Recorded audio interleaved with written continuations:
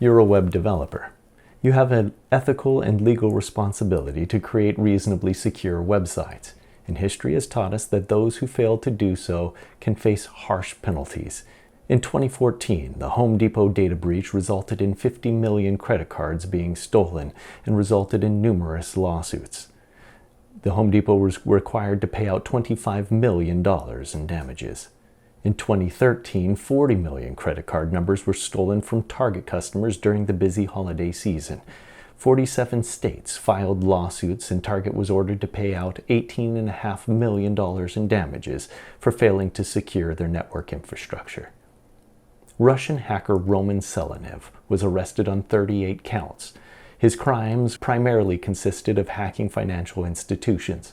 He was arrested in the Maldives in 2014 and was found in possession of 1.7 million stolen credit card numbers. He was sentenced to 27 years in federal prison. Max Ray Vision was only 37 years old when he ran an online forum for identity thieves called Carter's Market. He stole and sold credit card numbers for about $20 a card. When he was apprehended, he was found in possession of 1.8 million credit card numbers. His crimes cost more than $86.5 million, and he was sentenced to 13 years in federal prison and ordered to pay $27.5 million in restitution. The moral of the story? There's always someone smarter than you. The NSA, CIA, FBI, they all employ nerds, hundreds of them, whose sole responsibility it is to hack and spy on foreign governments. If they can do that, they can certainly catch you. And don't forget, it's a world wide web.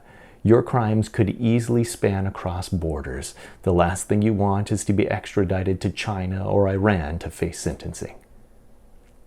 The dark web, the seedy underground of the internet, home to all manner of sordid and disreputable things. How is it allowed to continue?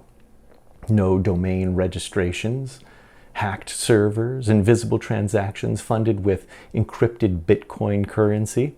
It all adds together to create a perfectly untraceable atmosphere. Or so he thought.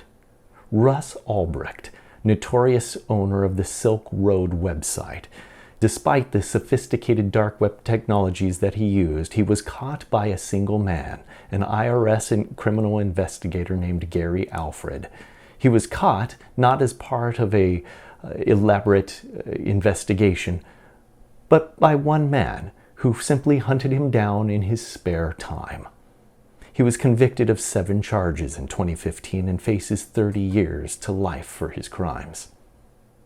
What you do is forever recorded in computer logs, and it can always be traced back to you.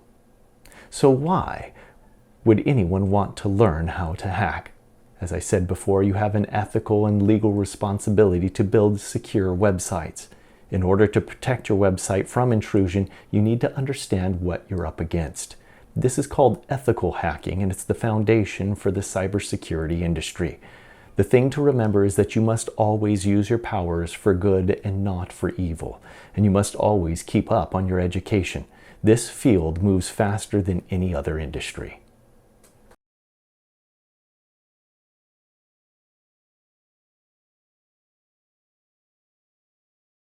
All right, so let's go ahead and begin.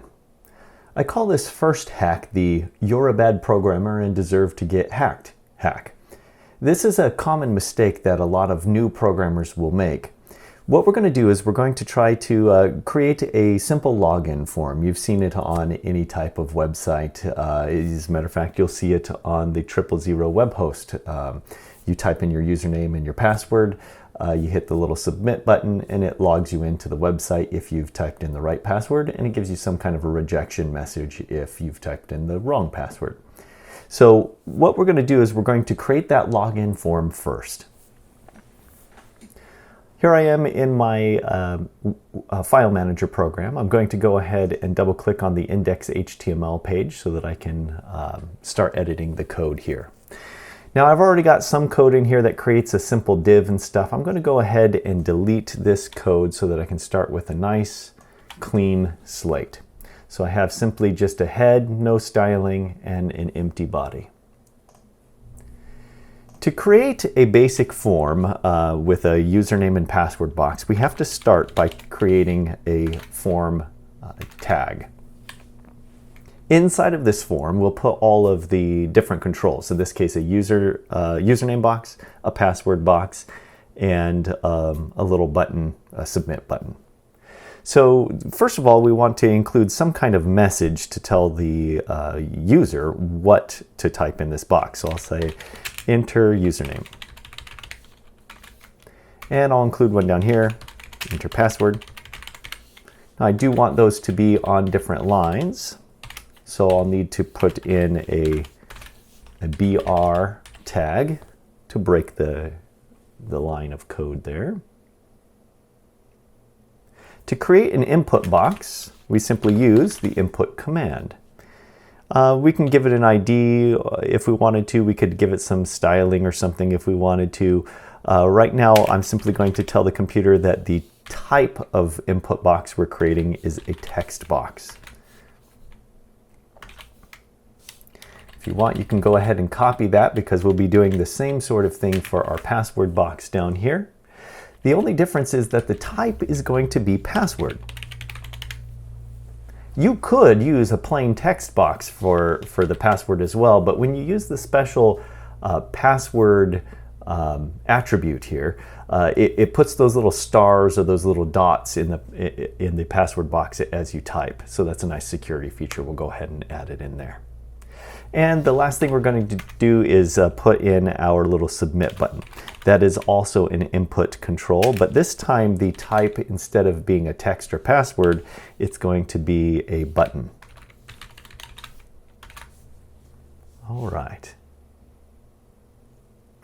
And we might also want to put some text or something on this button. So I'm going to say that the value is going to say press me. And then we'll go ahead and close that tag. Let's preview this and see what it looks like. So I'm going to save my code. I'm going to go back to my page, which I've already opened ahead of time here. I'm just going to hit the refresh button to see the updated results, and I see that I've got a username box, I've got a password box, and a little a submit button here. All right, so what we want to do now is add some actual functionality to this. So when I type in the correct username and the correct password and press the button, I want the form to run some code that checks to see if I've entered the correct credentials. And if so, it's going to display a little welcome message. And if I've entered the wrong message, it's going to tell me that it's an invalid login. So to do this, what we're going to do is create a little bit of JavaScript up here at the top. So I'm going to swap out this style tag for script tag. And I'm going to create a function in here. And what's going to happen is this function is going to run when I press the submit button. I'll call this authenticate.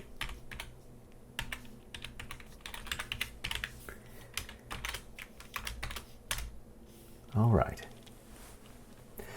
So here, when I press the button, I need this button to trigger this function. So what I'm going to do is use an on-click attribute for that, and I'm going to tell it to run the authenticate function. This already isn't the best way to do this. We should probably be using an event handler instead of an on-click attribute, but we're going to go ahead and do it this way for this example. All right, so when the authenticate function runs, it's going to check to see if I've got the right username and the right password, which means that this JavaScript code is going to have to get the value that was typed into this box. So we know that with JavaScript, we have to use the get element by ID to get the value of any HTML element, which means that this and this are both going to have an ID. So let's go ahead and create an ID here. We'll call this the uname, and we'll create an ID here. We'll call this one the just pass for password. There we go. All right, so our function, we're going to get those elements and see if we've entered the right values. So if we have entered the correct value, first of all, I have to go to the document and get the element by its ID. And I have to tell the computer which element I'm getting. In this case, I'm getting the one with the ID of uname. And I'm going to check to see what its value is. Is the value, and this is going to be the valid name that I'm looking for. Let's say that it's a Mike. If I've entered Mike, and I'm going to go ahead and get the password as well.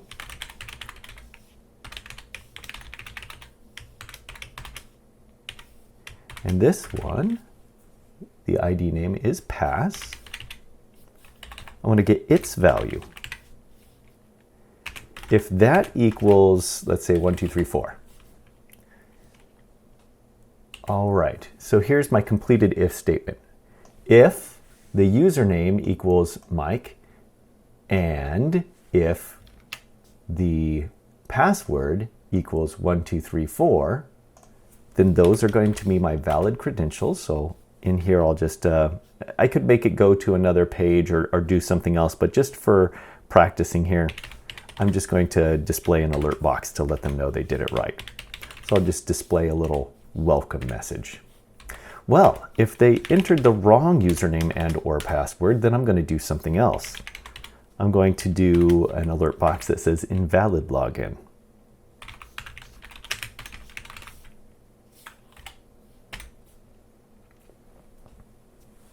All right, let's go ahead and save this and we'll preview it.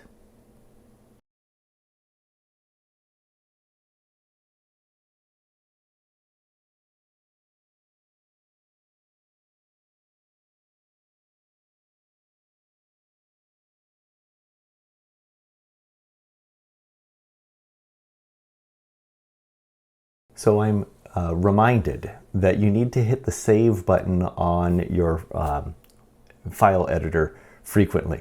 I just was reminded the hard way. I pressed the save button and the computer had logged me out while I was typing the code, but it didn't bother to tell me that I was logged out. So when I hit the save button, it said, oh, you need to log in, and I lost all of the code that I wrote. So I have paused the camera and rewritten everything that I just typed in. Yeah, make sure you hit the save button quite frequently. I have noticed that the 000 web host does this to me all the time. So please get in the habit of pressing save often. All right, so let's go ahead and test this out. My username is Mike. My password is 1, 2, 3, 4. And it says welcome. And if I were to type in the wrong username, let's just say that I just said ASDF, it says an invalid login.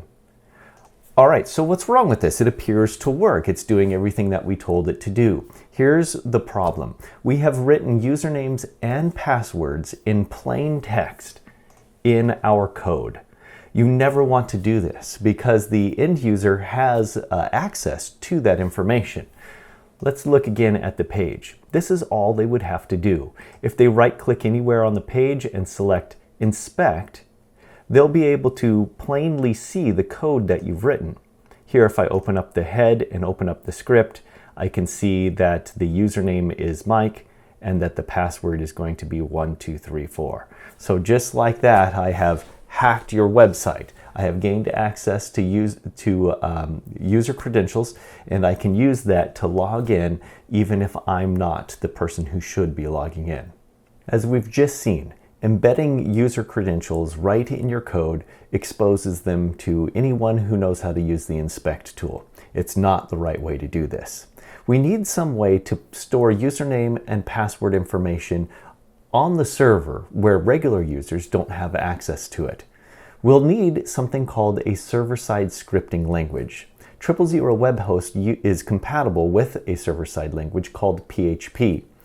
Now, where we store this information is another story. Again, we don't want to hard code usernames and passwords right into our code, even if we're using a server-side scripting language. The reason for this is every time a new customer creates an account, we would have to manually go into our code and add their username and password into our server-side script. That isn't efficient. It also means that the person who's doing that coding has access to the username and password that our clients created. We don't want to expose that information to anyone, even our own internal company. So to correct this, we use something called a database. All usernames and passwords will go into the database. It's possible to even encrypt that information so that no one in our company would ever have access to those credentials. In the next video, I'll show you how to set up an SQL database that we can use to store usernames, passwords, and other information. Then I'll show you how to use PHP, a server-side scripting language that will allow us to bridge the gap between the user and the server-side database.